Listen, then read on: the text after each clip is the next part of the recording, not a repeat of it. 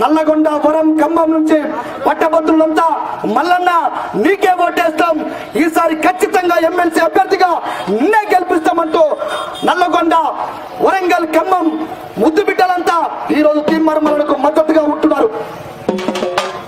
జనం చేతి జెండవన్న గుడే పోలే గుండెవన్న, జనం చేతి జెండవన్న గుడే పోలే గుండెవన్న, ఆశయాల మొక్కవన్నాలు పెరుగానోని వన్న, నీవు ఆశయాల మొక్కవన్నాలు పెరుగానోని వన్న,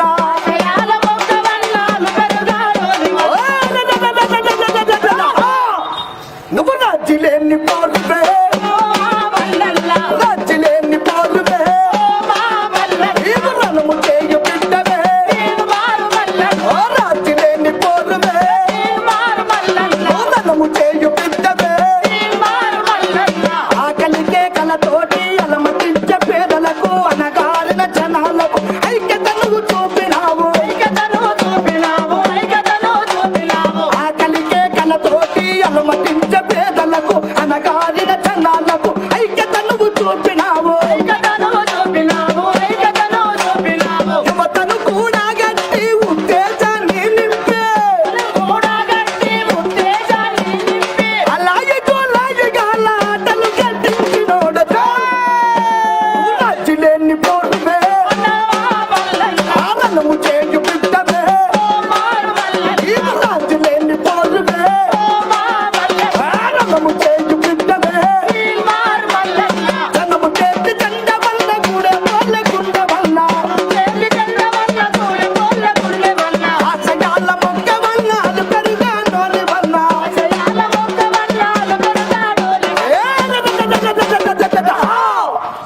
కాబట్టి మిత్రులారా, ఉమ్మడి నల్గొండ జిల్లా ఖమ్మం వరంగల్ పట్టభద్రులకు విజ్ఞప్తి చేస్తా ఉన్నాం.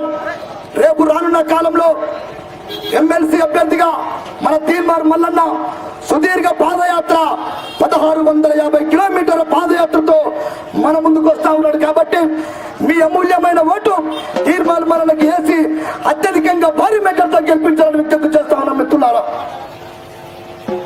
మరి తెలంగాణ రాష్ట్రం అంటే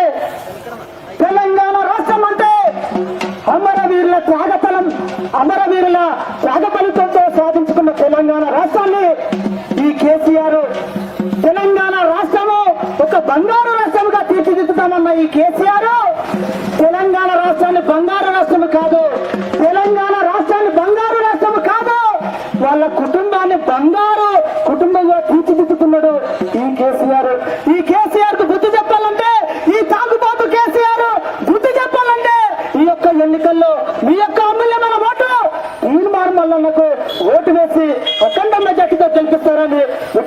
చేస్తున్నాం. తెలంగాణ రాష్ట్రము అమరవీరుల త్యాగ ఫలితము. మన తెలంగాణ రాష్ట్రం కోసము 1200కు పైగా మలిదశ ఉద్యమంలో అమరులు చనిపోతే ఆ అమరుల త్యాగాల మీద, ఆ అమరుల శవాల మీద ప్రాణాలు ఏర్కున్నట్టు పదవులు ఏర్కున్నారు. కేసీఆర్ ఒకటి, కేసీఆర్ కొడుకు ఒకటి, కేసీఆర్ బిడ్డ ఒకటి, కేసీఆర్ అల్లుడొక్కటి. మొన్నటికి మొన్న ఆయన సత్తగురు కొడుకు కూడా ఇంకొకటి ఇచ్చిండు ఈ కేసీఆర్. అందుకనే ఈ కేసీఆర్ కు బుద్ధి చెప్పాలంటే ఈ యొక్క ఎన్నికల్లో తీర్మానం మల్లన్నకు మీ యొక్క అమూల్యమైన ఓటు వేసి అన్నగారిని అఖండ మెజార్టీతో ఎమ్మెల్సీ అభ్యర్థిగా గెలిపిస్తారని మరి ఆత్మకూరు ప్రజలందరినీ మరి విజ్ఞప్తి చేస్తున్నాం. అన్నలారా, అక్కలారా, తల్లులారా, చెల్లెలారా, ఒక్కసారి ఆలోచించండి, ఒక్కసారి ఆలోచన చేయండి, ఒక్కసారి తీర్మానం మల్లన్నకు అవకాశం ఇవ్వండి. మీరు అవకాశం ఇచ్చి ఎమ్మెల్సీగా గెలిపిస్తే ఆ అభివృద్ధి ఏంటితో చూపెడతానంటూ ముందుకు వస్తున్నాడు మన తీర్మానం మల్లన్న. మరి ఇంతకు ముందుకు మరి టీఆర్ఎస్ పార్టీకి అభివృద్ధి మరి చేస్తారని ఓటేస్తే ఏం జరిగిందో ఒక్కసారి ఆలోచించండి, ఒక్కసారి ఆలోచన చేయండి. మరి తెలంగాణ రాష్ట్రం కోసం మలిదశ ఉద్యమంలో అదరకుండా బెదరకుండా ఒంటిపై పెట్రోలు మోసుకొని అమరుడైన శ్రీకాంతాచారి చనిపోతే తెలంగాణ రాష్ట్రం వచ్చింది. మరి అంతేకాకుండా పోలీసు ఉద్యోగం చేసుకుంటూ ఈ పోలీసు ఉద్యోగంలోకి వస్తూ తెలంగాణ రాష్ట్రమేలకు ముద్దు అంటూ కంతకు తుపాకు పెట్టుకొని కాల్చుకున్న కృష్ణన్న చనిపోతే తెలంగాణ రాష్ట్రం వచ్చింది. మరి అంతేకాకుండా తెలంగాణ రాష్ట్రంలో ఎంతో మంది అమరులు చనిపోతున్నా తెలంగాణ రాష్ట్రం వచ్చలేదు అని మరి ఢిల్లీకి పోయి పార్లమెంటు ముందర ఉరితాడుకు బలి అయిన యాదిరెడ్డన్న బలి అయిపోతే తెలంగాణ రాష్ట్రం వస్తే ఈ కేసీఆర్ కుటుంబం అంటది కదా, ఈ కేసీఆర్ సార్ దీక్ష చేస్తేనే తెలంగాణ రాష్ట్రం వచ్చిందని మరి అంటున్నారు. అందుకనే తెలంగాణ రాష్ట్రం కోసం మలిదశ ఉద్యమంలో మరి అమరుడైన శ్రీకాంతాచారిని ఒక్కసారి కలుసుకుంటూ వీరుడు రణధీరుడు పొడిసేటి పొత్తుల్లో సూర్యుడు పోరాటాల పురుటి గట్టరా నల్లగొండ ముద్దు బిడ్డరా వీరుడు శ్రీకాంత్ రణధీరుడు శ్రీకాంత్ ధీరుడ శ్రీకాంతో రణధీరుడ శ్రీకాంతో వీరుడు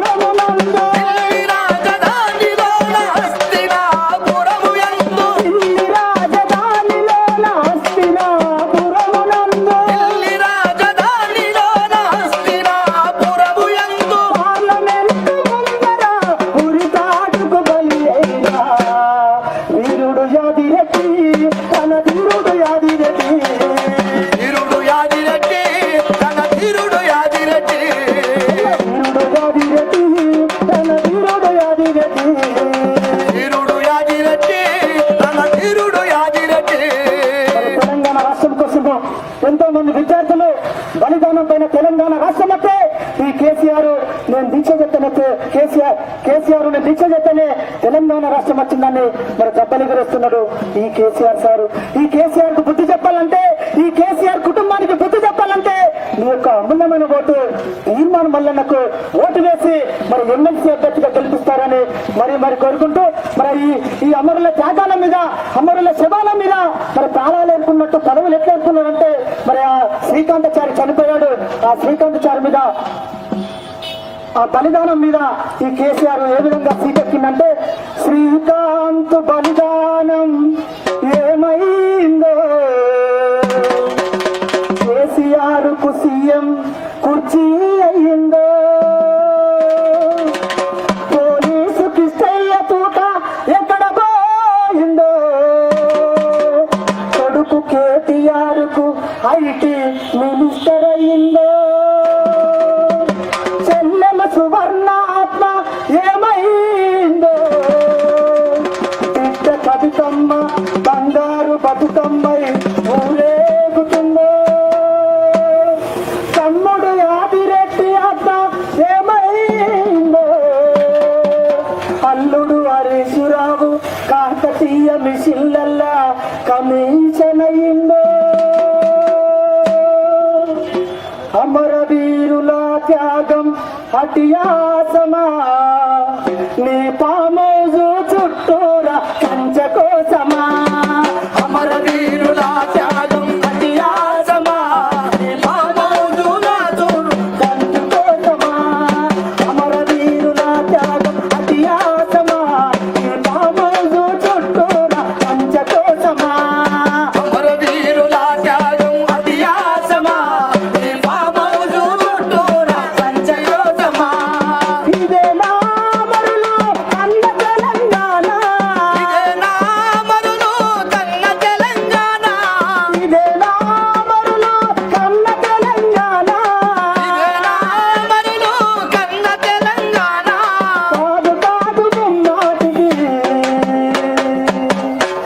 కేసీఆర్ ఖజానా, అమరవీరుల త్యాగం అటియాసమా, ఈ పామోజు చుట్టూరా కంచ కోసమా, అమరవీరుల త్యాగం అటియాసమా, ఈ పామోజు చుట్టూరా కంచ కోసమా. మరి అమరుల త్యాగాల మీద, అమరుల శవాల మీద ప్రాణాలు ఏర్పడినట్టు పదవులు ఏర్పడినారు కేసీఆర్ కుటుంబం. అందుకనే కేసీఆర్ సారు నీ సంగతి తెలిసిందే. ఈ యొక్క ఎన్నికల్లో కేసీఆర్ కుటుంబానికి, కేసీఆర్ పార్టీకి బుద్ధి చెప్పడానికి ప్రజలందరూ ముందుకొస్తున్నారు. మా తీర్మాన్ మల్లన్నకు మద్దతుగా మరి పలుకుతూ తీర్మాన్ మల్లన్న ఎమ్మెల్సీగా ఓటు చేస్తున్నాడు. తీర్మాన్ మల్లన్నకే ఓటేద్దామని ప్రజలందరూ అంటున్నారు. అందుకనే సారు ముఖ్యమంత్రి గారు ఈ సంగతి అంతా తెలుసు కేసీఆర్, సారు కేసీఆర్ గారు ఈ సంగతి అంతా తెలిసినది సారు, సారు ముఖ్యమంత్రి గారు ఈ సంగతి అంతా తెలుసు కేసీఆర్, సారు ముఖ్యమంత్రి గారు ఈ సంగతి అంతా తెలుసు కేసీఆర్. సంగతి ఏంటంటే తెలంగాణ రాష్ట్రం రాకముందుకు ఎన్నో కోతలు కోసిండు. ఈ కోతల రాయుడు, ఈ తాగుబోతు రాయుడు ఏమని కోసిందంటే తెలంగాణ రాష్ట్రం వస్తే దళితుల్నే ముఖ్యమంత్రి చేస్తానన్నాడు ఈ కేసీఆర్ సార్. మరి దళితులను ముఖ్యమంత్రి చేసిండా? దళితులను ముఖ్యమంత్రి చేయలేకని దగా చేసి ముఖ్యమంత్రి అయ్యాడు ఈ కేసీఆర్ సార్. అందుకని మేము అంటున్నాం, దళితుడే ముఖ్యమంత్రి అన్నము, నువ్వు దళితుడే ముఖ్యమంత్రి అన్నము, దగా చేసి ముఖ్యమంత్రి అయినవు, సారు ముఖ్యమంత్రి గారు నీ సంగతంతా తెలుసు కేసీఆర్, దళితుడే ముఖ్యమంత్రి అన్నము, నువ్వు దళితుడే ముఖ్యమంత్రి అన్నము, దగా చేసి ముఖ్యమంత్రి అయినవు, సారు ముఖ్యమంత్రి గారు నీ సంగతంతా తెలుసు కేసీఆర్, సారు ముఖ్యమంత్రి గారు నీ సంగతంతా తెలుసు కేసీఆర్, సారు ముఖ్యమంత్రి గారు నీ సంగతంతా తెలుసు కేసీఆర్. దళితులను ముఖ్యమంత్రి చేయలే. ఇంకొకటి అన్నాడు సారు, తెలంగాణ రాష్ట్రం వస్తే ఇంటికొక ఉద్యోగం ఇస్తానన్నాడు ఈ కేసీఆర్ సారు. మరి ఇంటికొక ఉద్యోగం ఇచ్చిందా? ఇంటికొక ఉద్యోగం ఇవ్వలేగానే ఆయన ఇంట్లో మాత్రం 4 ఉద్యోగాలు ఇచ్చిండు. ఆ 4 ఉద్యోగాలు ఎవరికి ఇచ్చిందయ్యా అంటే ఆయన ఒక ఉద్యోగం తీసుకున్నాడు. అమెరికాలో ఉన్న కొడుకుని తీసుకొచ్చిండు. ఆయనకు ఉద్యోగం ఇచ్చిండు. అమెరికాలో ఉన్న బిడ్డలు తీసుకొచ్చిండు. మొన్న ఓడిపోతే మళ్ళీ ఇచ్చి ఆమెకు ఉద్యోగం ఇచ్చిండు. మరి అల్లుడు హరీష్ రావు తీసుకొచ్చిండు, ఆయనకు ఉద్యోగం ఇచ్చిండు. ఆయన సట్టకులు కొడుకుని తీసుకొచ్చిండు, ఆయనకు ఉద్యోగం ఇచ్చిండు. ఇక ఆయన భార్య కూడా ఏదన్నా ఒకటి ఇచ్చాడు కానీ, ఎందుకంటే ఆమె ముసలామె అటు ఇటు తిరుగుతుందో తిరగదో, ముసలామె అటు ఇటు నడుతుందో నడవదో అని ఆ ముసలామె జర పక్కన పెట్టిండు. ఆమె ముసలామె కాక జర హుషారైనట్టుంటే ఆమెకొక ఉద్యోగం ఇచ్చేటోడు ఈ కేసీఆర్ సారు.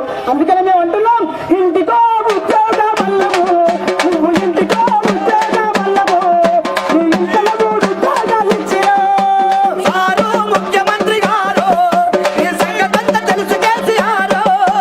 సారు ముఖ్యమంత్రి గారు ఈ సంగతంతా తెలుసు కేసీఆర్.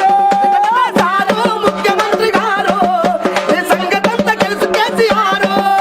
మరి దళితులు ముఖ్యమంత్రి చేస్తానని దళితులు ముఖ్యమంత్రి చేయలే, ఇంటికొక ఉద్యోగం ఇస్తానని ఇంటికొక ఉద్యోగం ఇవ్వలే. ఇంకొకటి అన్నాడు సారు, తెలంగాణ రాష్ట్రం అంటే దళితులకు 3 ఎకరాలు ఇస్తానన్నాడు ఈ కేసీఆర్ సారు. మరి దళితులకు 3 ఎకరాలు ఇచ్చిండా? దళితులకు 3 ఎకరాలు ఇవ్వలే కానీ ఆయనకు ఉన్న 1000 ఎకరాలను మంచిగా పట్ట చేసుకున్నాడు, ఫామ్ హౌస్ కట్టుకున్నాడు. ఆ ఫామ్ హౌస్ లో పండుకుంటా లేసుకుంటా మందు వేసుకుంటూనే ఉన్నాడు కానీ ఏ దళితులు కూడా 3 ఎకరాల భూమి ఇవ్వలే. అందుకే మేము అంటున్నాం, దళితులకు 3 ఎకరాలు అన్నవు, నువ్వు దళితులకు 3 ఎకరాలు అన్నవు, ఈ ఫామ్ హౌస్ కు పరిమితమై ఉన్నవు. సారు ముఖ్యమంత్రి గారు ఈ సంగతంతా తెలుసు కేసీఆర్. దళితులకు 3 ఎకరాలు అన్నవు, నువ్వు దళితులకు 3 ఎకరాలు అన్నవు, ఈ ఫామ్ హౌస్ కు పరిమితమై ఉన్నవు. సారు ముఖ్యమంత్రి గారు ఈ సంగతంతా తెలుసు కేసీఆర్. సారు ముఖ్యమంత్రి గారు ఈ సంగతంతా తెలుసు కేసీఆర్. సారు ముఖ్యమంత్రి గారు ఈ సంగతంతా తెలుసు కేసీఆర్. మరి దళితులు ముఖ్యమంత్రి ఇయ్యలే, ఇంటికొక ఉద్యోగం ఇస్తానని ఇంటికొక ఉద్యోగం ఇయ్యలే, దళితులకు 3 ఎకరాలు ఇస్తానని దళితులకు 3 ఎకరాలు ఇయ్యలే. ఇంకొకటి అన్నాడు సారు, తెలంగాణ రాష్ట్రం అంటే డబుల్ బెడ్రూమ్లు ఇస్తానన్నాడు ఈ కేసీఆర్ సార్. అప్పుడు 9 సంవత్సరాలు తెలుగుదేశం పార్టీ ఏలింది, 9 సంవత్సరాలు కాంగ్రెస్ పార్టీ ఏలింది. వాళ్ళు ఇల్లు ఇస్తే ఈ ఇళ్ళలో డబ్బా లెక్క ఉన్నది, అగ్గిపెట్ట లెక్క ఉన్నది, అరే కాళ్ళతో సాగుతో బయటికి వెళ్తాయి. ఈ ఇంట్లో నీ అల్లుడు ఎక్కడ ఉంటాడు, నీ బిడ్డ ఎక్కడ ఉంటది, నీ కొడుకు ఎక్కడ ఉంటాడు, నీ కోడలు ఎక్కడ ఉంటది, నీ కోడ ఎక్కడ ఉంటది, నీ బర్రె ఎక్కడ ఉంటదని కోతలు కోసిండు ఈ కోతల రాయుడు, ఈ తాగుబోతు రాయుడు. మీ అందరికీ తెలంగాణ రాష్ట్రం వచ్చిన వెంటనే డబ్బులు బెడ్రూములు ఇస్తానని కోతలు కోసిండు ఈ కోతల రాయుడు, ఈ తాగుబోతు రాయుడు.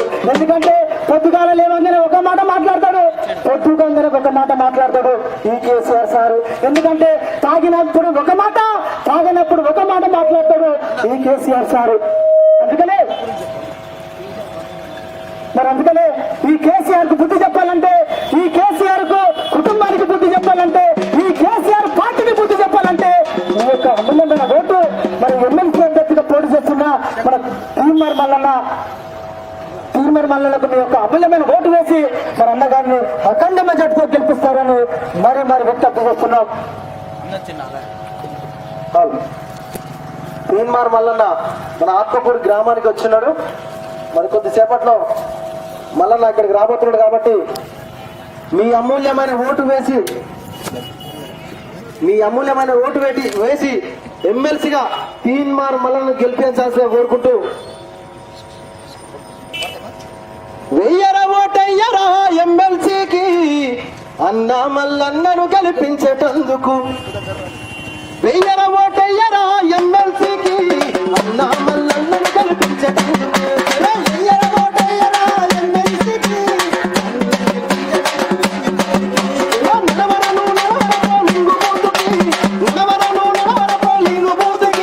ప్రాణంగల ఓటు బలపరచటందుకు,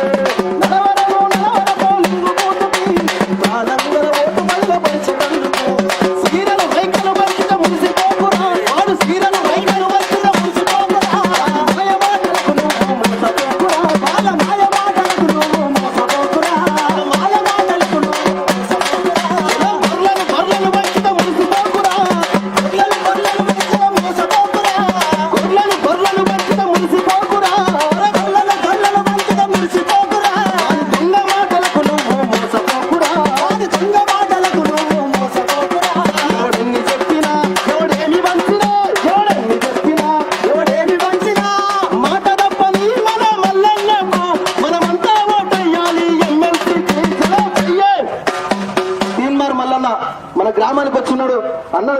రావాల్సిన సాధారణంగా వాల్సిన గట్టిగా చప్పట్లతోటి.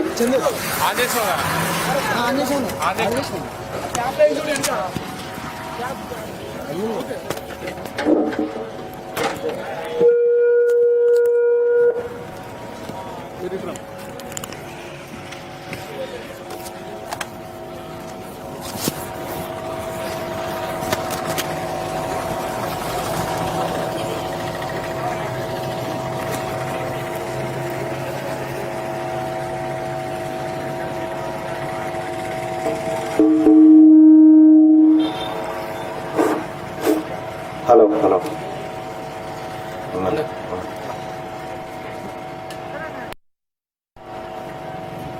ఆత్మకూరు మండల ప్రజలారా, నేను మీ తీన్మార్ మల్లన్నను. గత కొన్ని సంవత్సరాలుగా ప్రజల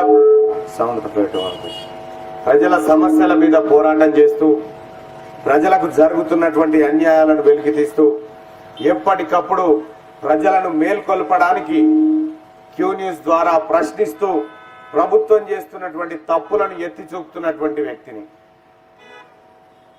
ఇక్కడ ఆత్మకూరుకు సంబంధించినటువంటి మేధావి వర్గం ఏదైతే ఉందో, మేధావి వర్గానికి సంబంధించినటువంటి పట్టభద్రుల ఎమ్మెల్సీ ఎన్నికలు అతి త్వరలో రాబోతా ఉన్నాయి. మళ్ళీ ఈ ఎన్నికల్లో టిఆర్ఎస్ పార్టీ మళ్ళీ నిలబడబోతా ఉంది. ఎన్నికల్లో ఈసారి ఎన్నికల్లో ఏం చెప్పబోతా ఉంది టిఆర్ఎస్ పార్టీ, ఏం చేసింది టిఆర్ఎస్ పార్టీ, కేసీఆర్ ఏం చెప్పిండు, ఇప్పటి వరకు ఏం చేసిండు, ఈ 4 విషయాలు మీతో మాట్లాడడానికి వచ్చినాం. తెలంగాణ రాష్ట్రం వస్తే మన బిడ్డల భవిష్యత్తు మారుతుంది, ఇంటికొక ఉద్యోగం వస్తుంది, మొత్తం తెలంగాణ మొత్తం కలకలలాడుతుందని చెప్పిండు కల్వకుంట్ల చంద్రశేఖరరావు గారు. తెలంగాణ రాష్ట్రం వచ్చి 7 సంవత్సరాలు గడిచింది. ఎవరిళ్ళన్నా పచ్చబడ్డదా, ఎవరింట్లోనన్నా పెను మార్పులు ఏమైనా సంభవించినాయా, ఎవరింట్లన్నా ఆర్థికంగా పైకి వచ్చినాయా, ఎవరింట్లోనన్నా ఉద్యోగాలు వచ్చినాయా, ఎవరింట్లోనన్నా బాగుపడ్డటువంటి ప్రజలు ఉన్నారా? మీరు ఒక్కసారి అర్థం చేసుకోండి. కేవలం తెలంగాణ రాష్ట్రంలో బాగుపడ్డది కల్వకుంట్ల చంద్రశేఖరరావు గారి కుటుంబం తప్ప ఇంకొకరి కుటుంబం బాగుపడ్డ పాపాన బోలే. మన పేదోళ్ళకి సంబంధించి అద్దెకరం ఉంటే అది గడుతున్నా ఇది గడుతున్నా అని గుంజుకపోయారు. కానీ 40 ఎకరాల ఫామ్ హౌస్ కేసీఆర్ది 400 ఎకరాల ఫామ్ హౌస్ అయిపోయింది. జన్వాడ కాడ కేటీఆర్ కో ఫామ్ హౌస్, కంది కాడ కవితకు ఫామ్ హౌస్, అజీజ్ నగర్ కాడ హరీష్ రావుకు ఫామ్ హౌస్, కొండపోచమ్మ రిజర్వాయర్ కింద సంతోష్ రావుకో ఫామ్ హౌస్, ఆ దాని పక్కకే రవీందర్ రావు ఫామ్ హౌస్. కేవలం ఫామ్ హౌస్ లా కట్టుకోవడానికి మాత్రమే వాళ్ళకి తెలంగాణ రాష్ట్రం ఉపయోగపడ్డది. ఎంత తెలంగాణ రాష్ట్రం ఏర్పడ్డ నాడు 16,000 కోట్ల రూపాయల మిగులు బడ్జెట్ తోని రాష్ట్రం ఏర్పడ్డది. కానీ తెలంగాణ రాష్ట్రం ఏర్పడి 7 ఏళ్లు కాకముందుకే ఇవాళ 4 లక్షల కోట్ల రూపాయల అప్పుల్లోకి తెలంగాణ రాష్ట్రం దిగజారిపోయింది. ఇవాళ మీరు వెలుగు దినపత్రికలో చూడ్రి, అప్పు ఉడతలేదు తెలంగాణలో. తెలంగాణకి ఎవడు అప్పిస్తలేడు, బయట రాష్ట్రాలోడు, బ్యాంకులోడు ఎవడు నమ్ముతలేడు, ఎక్కడ రూపాయి ఉంటే పరిస్థితి లేదు. ప్రభుత్వ ఉద్యోగులకు జీతాలు వచ్చేటువంటి పరిస్థితి లేదు. కేసీఆర్ చెప్తా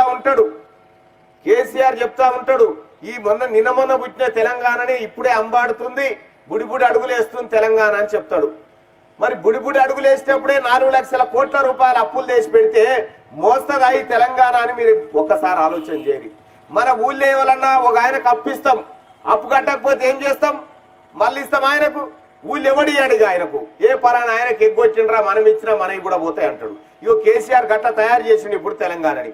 పోనీ ఆ 4 లక్షల కోట్ల రూపాయలు తెచ్చేమన్నా చెప్పి మన ఇండ్లు ఏమన్నా చక్కదిద్దిందా? మనకు డబుల్ బెడ్రూమ్ ఇల్లు కట్టించిండా? లేకపోతే మన పేద బిడ్డలకు నిరుద్యోగులకు నిరుద్యోగ వృత్తి ఇచ్చిండా?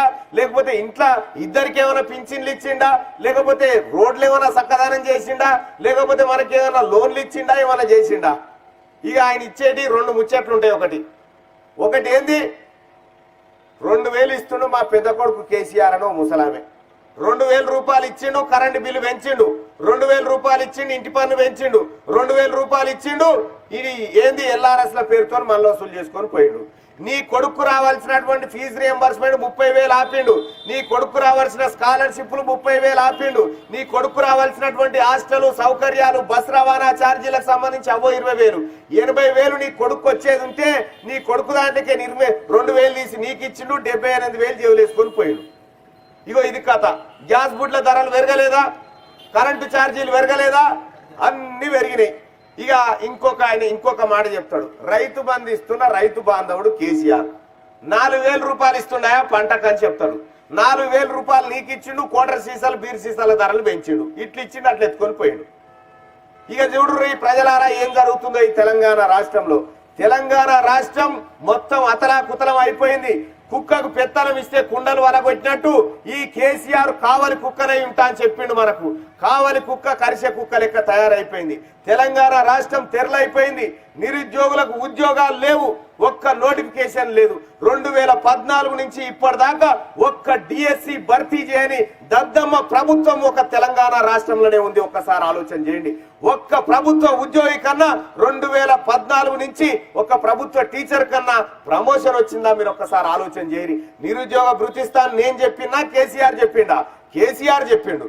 ఒక్కొక్క నిరుద్యోగికి 68,000 రూపాయలు బాకీ ఉన్నాడు కల్వకుంట్ల చంద్రశేఖరరావు గారు. ఈ మాట నేను అడుగుతా ఉంటే ఎటుపోయింది మన నిరుద్యోగ భృతి, ఎటుపోయింది మాకు రావాల్సిన డబుల్ బెడ్రూమ్ ఇల్లు? ఆకలికి ఆర్టీసీ బస్సును కూడా అమల్దాన్ చేసేసిండు, ఆర్టీసీని కార్గోన్ చేసిండు.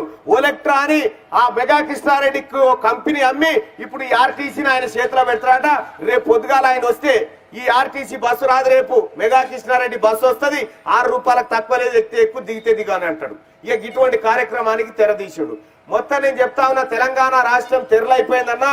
రాబోతున్నటువంటి పట్టభద్రుల ఎమ్మెల్సీ ఎన్నికల్లో మళ్ళీ వస్తున్నాడు. ఏమని చెప్పొస్తాడట? 1,50,000 ఉద్యోగాలు భర్తీ చేసిన ప్రభుత్వం మాది. 1,50,000 ఉద్యోగాలు ఇచ్చిండటన్నా తెలంగాణలో ఈ నిరుద్యోగులకు. ఇచ్చిండా? మీ కొడుకులకు ఎవరికైనా ఉద్యోగాలు వచ్చినాయా? మీ ఇళ్లలో ఎవరికైనా ఉద్యోగాలు వచ్చినాయన్నా ఒక్కసారి ఆలోచన చేయండి.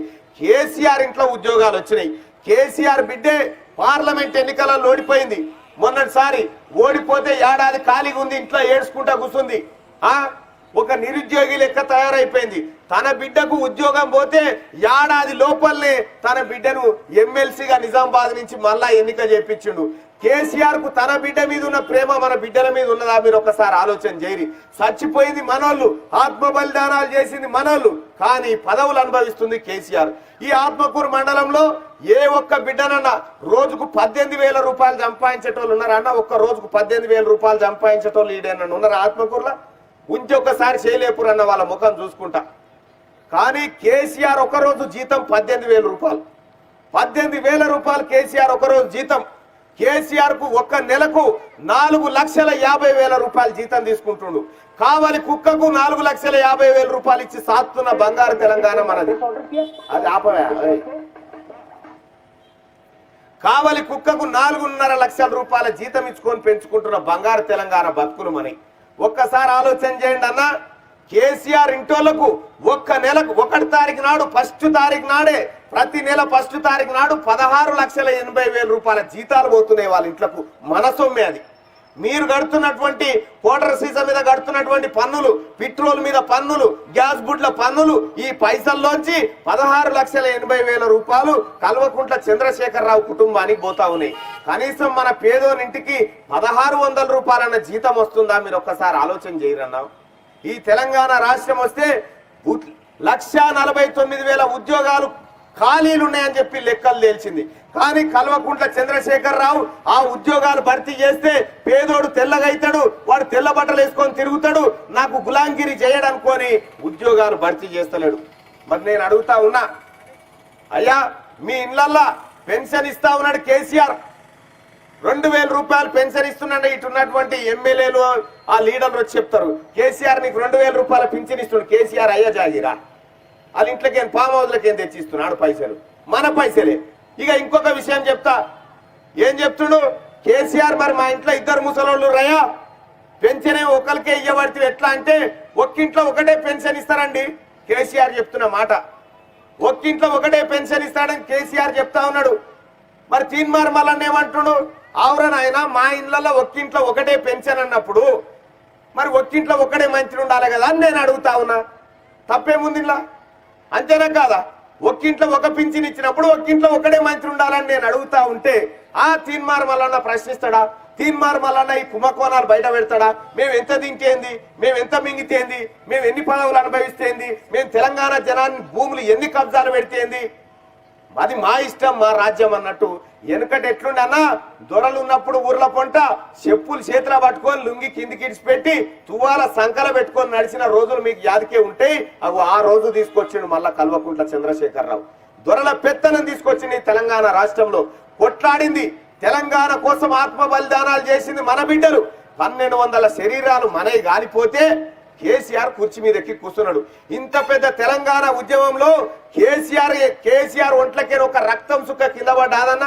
ఇంత పెద్ద తెలంగాణ ఉద్యమం సాగి ఇన్ని 100 మంది బిడ్డలు ఆత్మ బలిదానం చేసుకొని చచ్చిపోతే ఇంత మంది మీరు రోడ్ల మీదకి ఎక్కి కొట్లాడితే మనకు కాదు కదా, కేసీఆర్ ఇంటిలోకి ఏమన్నా ఒక రక్తం సుక్క ఏమన్నా రోడ్డు మీద పడ్డది గిడ దడిసిందా అని చూపెట్టు. ఎక్కడ తలవలే. మన బిడ్డలు ధూమ్ధాములను ఎగురుతా ఉంటే, మన బిడ్డలు డప్పులు కొట్టుకొని దరువులు వేసుకుంటా ధూమ్ధాములు చేస్తా ఉంటే కల్వకుంట్ల కవితమ్మ గోసి పెట్టుకొని ఎగరంగా చూసిరా మీరు? ఎవరి తెలంగాణ, ఎవరి కోసం వచ్చిన తెలంగాణ ఇది?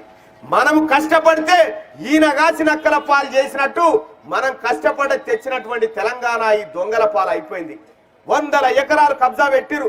భూ రికార్డుల ప్రక్షాళన ఆ రోజే చెప్పిన నేను 2019 ఆగస్టు 23 తారీఖు నాడు చెప్పిన. కేసీఆర్ భూకుంభకోణం చేయబోతా ఉన్నాడు. దొరలు పెత్తందారులను మళ్ళా ఊర్ల పొంటి తీసుకొస్తున్నాడు. పేదోళ్ళ భూముల మీద గద్దలు వాలినట్టు వాళ్తారని ఆయాలనే చెప్పిన. ఇవాళ అవి చూస్తా ఉంది మీరు. ఎక్కడైతే భూ రికార్డుల ప్రక్షాళన అని చెప్పిండో దాంట్లో అనుభవదారుని కాలం ఉంది. ఆ అనుభవదారుని కాలం కొట్టేసుడుతోని పట్నాల పొంటున్న దొరలు ఊర్లలో దిగి ఇది మా భూమి అని చెప్పి మళ్ళా దిగబడిపోయారు. పాస్బుక్లు తీసుకొని రైతు బంధువులు తీసుకొని మళ్ళా చెక్కులు అందుకొని కార్లు ఎక్కిపోతా ఉన్నారు. తెలంగాణ రాష్ట్రం వస్తే పేదోనికి భూమి వస్తుందని చెప్పారు, కానీ ఉన్న పేదోని భూమి పోయింది. కల్వకుంట్ల చంద్రశేఖరరావు పని ఇగో గిది. పేనుకు పెత్తనం ఇస్తే నెత్తెంత ఒరిగినట్టు ఇగో ఈ పని చేసిండు కేసీఆర్. మరి ఇటువంటి కేసీఆర్ రేపు రాబోతున్నటువంటి ఎన్నికలల్లా పల్లా రాజేశ్వర రెడ్డిని తోలుతాడ. నా మనిషి వస్తున్నాడు ఓటేయరని ఇంకేం చెప్పుకుంటాడు కేసీఆర్? నేను చెప్పు నిలబెడితే ఓటేస్తారా అనే కాడికి మాట్లాడుతున్నాడు కేసీఆర్. గంత అధ్వానం అయిపోయింది ప్రజల బతుకు చూడని.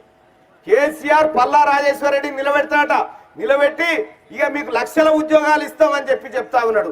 మిత్రులారా ఒకసారి ఆలోచన చేయి. పల్లా రాజేశ్వర రెడ్డి లేకపోతే ఇంకొక ఆయన గెలిస్తే ఏమవుతుందన్నా? ఇప్పుడున్నటువంటి 119 మంది కట్టప్పలకి ఈయన ఒక టప్ప తయారవుతాడు. అంతకంటే పెద్దగా ఏమన్నా ఉంటుందా? ఏమన్నా అవుతుందా? కేసీఆర్ చెప్పే బడాయి మాటలకు బయటవాయి మాటలకు వెనుక కూర్చొని సప్పట్లు కొట్టేటోని గెలిపిస్తారా?